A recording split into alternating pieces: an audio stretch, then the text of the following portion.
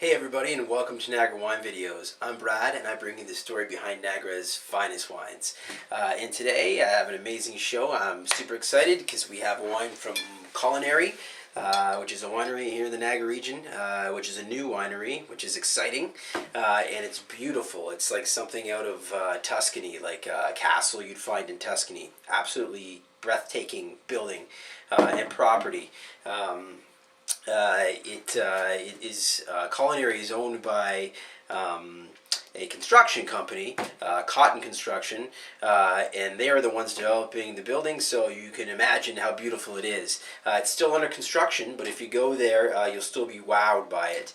The tasting bar is sort of upstairs, and you can look downstairs towards all the fermentation tanks and kind of see the whole winemaking process taking place. So you don't even have to take a wine tour. When you're in the tasting bar, you can look down and see all the operations, which is really cool. Colaneri is a family-owned winery. They've had about, I think on the website it says 40 acres of farmed vineyards that they've owned, and throughout the years they've been selling their grapes to other wineries, before they, produced their own label. And as far as I know, this might be the first year they've had a consumer retail release, and their labels are really cool. They had an artist come in and draw up labels for them, and each family member, mom, dad, the two sons, and whoever else was involved in it, got to pick their own, sketch. So I'll show you this one. Kind of neat. A guy on there, doing something with the barrel. Maybe doing a wine press, an old one. And you can just see how neat it is, and very artistic. Colaneri, right there. I guess that's going to be their logo. Not sure what that is. Looks like a burning candle that you'd find in Italy.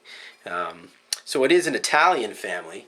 Joseph Colaneri and his beautiful wife, married in Italy. They bring their good fortune here, and we have Colaneri Estate Winery. Da-da-da-da, right? So let's get into the wine. I have to tell you, I tasted this wine at the tasting bar along with a bunch of others, and they are incredible. They're using the Ripasso technique on their wine. Andre Lipinski is their winemaker, who is becoming very famous in the Niagara region for producing this Ripasso version of wine. Typically Italian, where they dry the grapes. In Italy, in the old country, then bamboo sticks in the sun. Here in Ontario, they're done in closed rooms, and they dry them in vats. And I'd have to get more information from Andre Lipinski and how he's doing it exactly, but the technique is somewhere along the lines of the Italian Ripasso technique, where you have partially dried fruit, to add bigger tannins, give a little more full body to the wine, sweetness. Definitely in the Niagara region, we don't have enough days of hot sun to fully ripen big Cabernet wines, Syrah wines that you'd find, say in California, right, that are blessed with sun, or other parts of Europe and the Mediterranean, like Italy. So that technique has really helped these wines be more full-bodied and more enjoyable and less acidic, in my opinion, which is a good thing here in the Niagara region. I think we needed something like that. So kudos to Andre Lipinski for figuring that out, bringing it here, because I'm sure people are going to enjoy it. I know I enjoyed it. It's incredible. So let me pop this bottle for you here. Like I said, it's exciting, right? Colaneri, Ripasso. What gets better than that? Or Passamonte, I should say. Let's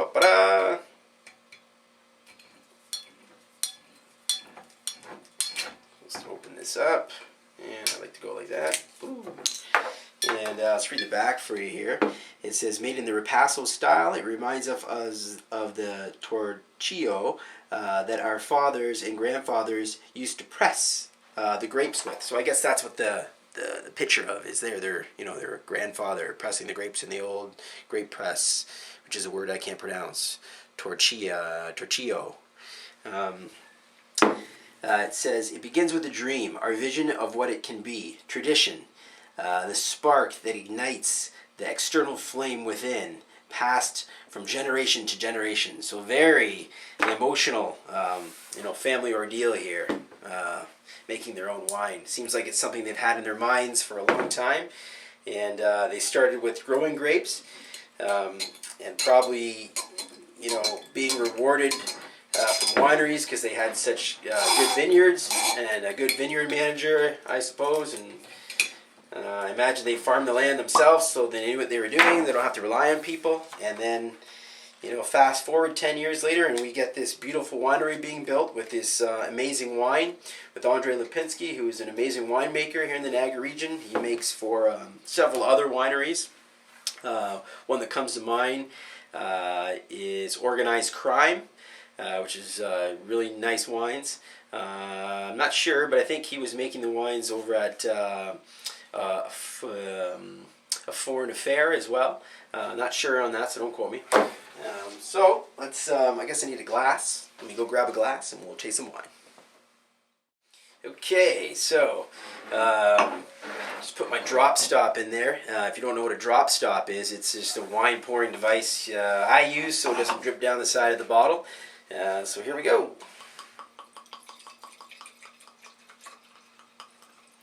And as you can see, the color's nice. It's not too dark. You can still see through that. So it's still a lighter style, even though it's Ripasso. It's still a lighter style Cabernet. Grapes, all growing here in the Niagara region.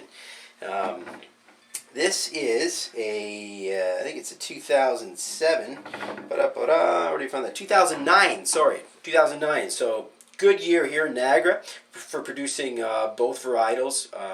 Reds did well because it was a nice hot year. Did have some rainfall. 2010 was hotter, so I imagine it's going to be a bigger vintage. But there's some amazing Pinot Noirs, for instance, that just did fantastic in 2009. And when I tasted this wine at the tasting bar, I thought it was pretty fantastic too. So I'm smelling it right now, so aromatically it's great. I can smell the fruit just coming out of the glass without sticking my nose into it. But when I do, you get tobacco, which is really nice. I always love when I get tobacco, cherry tobacco. It gets soft, like subtle vanilla flavors, so vanilla, cherry, tobacco. And a little bit of leather. So everything that I really actually enjoy in Cabernet or Cab Merlot mixes or Syrah, red wine basically. I love when I get tobacco. I love when I get a little bit of vanilla on there to give you that nice sweetness. And it's nice to have that leather, which is really smells like leather. Not a meatiness. It doesn't smell like meat, but it smells like leather, like a leather jacket. So it smells like a nice Italian wine, right? And you got the leather and the tobacco and everything else. So it's just getting softer now as it sits open for a bit. This nice soft vanilla flavor comes out. So let's get into the wine. Here we go.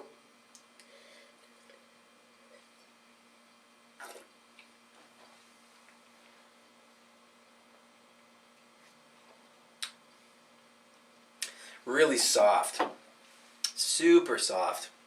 And that's probably the Ripasso technique that does that. Really softens the wine. The acidity gets numbed right down. Like sweet, right? That sweet cherry, vanilla, tobacco. So that Ripasso technique definitely adds a little sweetness, less acidity, makes it super soft on the palate in your mouth. Really nice wine. I think I paid $20 for this, maybe 25.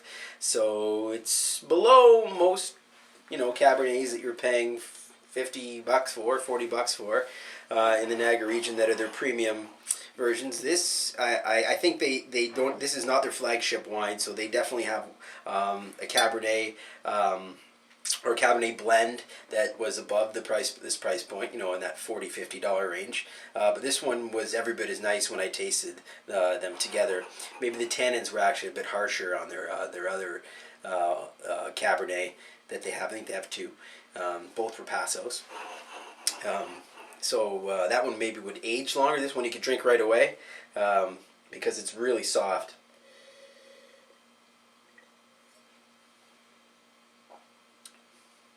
Yeah, really silky. Really, really nice. You get a little prune taste in there too at the end. So that's nice too. Really nice bottle of wine, and you can drink it right now. It's very classy, so if you're going somewhere nice, you can show up with this. Everybody's going to like it just based on how smooth it is. It's got that silky texture. And for some people, and me included, that's why I love wine, because it's got that seductiveness. If it's just harsh and tannic or whatever, it's not enjoyable. So this one's really enjoyable. Everyone's going to like it just based on how smooth it is. I know that. When I give people a smooth wine, they go, oh my God, it's like silk. That's incredible. Well, that's what this does. So, home run for this wine. Everyone's going to love this wine. It's really cool to see this winery, a brand new winery, making wine that's this nice with a building this nice. Like, you got to check it out. If you're from the Niagara region and you haven't found it, go on the internet, look it up. Definitely go there. And if you were planning a trip to Niagara, you really can't miss it. It's under construction now, but if you call ahead, which you should, call ahead, tell them you're coming. They're super nice. They're going to meet you at the door. They're going to walk you through and give you a little tour, set you up with the wine tasting, tell you everything about the family. And the family is usually there because they're working on it. You say hi to the sons and the mom and dad, everybody. Really cool. Probably this is the year to go because it's just opening and everybody's so excited about it, including me. So I can't say enough good things about this winery, this wine, and the whole experience altogether. Exciting. It's the word for today. Exciting show, exciting winery, exciting day. Awesome. Check it out. Cheers.